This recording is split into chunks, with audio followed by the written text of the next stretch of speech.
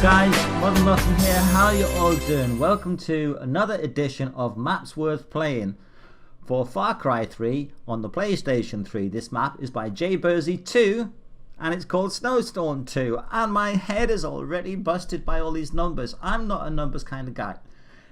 Anyway, this is another map well worth playing. I don't have a lot of time today to do sort of commentaries and stuff, so all I'm going to do is just sort of let you have a look around it. But I have checked it out. It seems fine in the way of spawns, etc. There is some popping.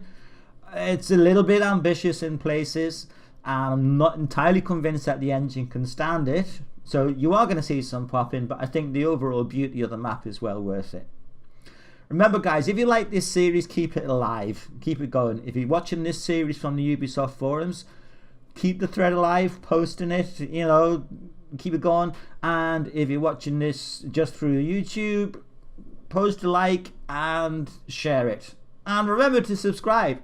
Alright guys, this is Muppet out. Take it easy. Bye.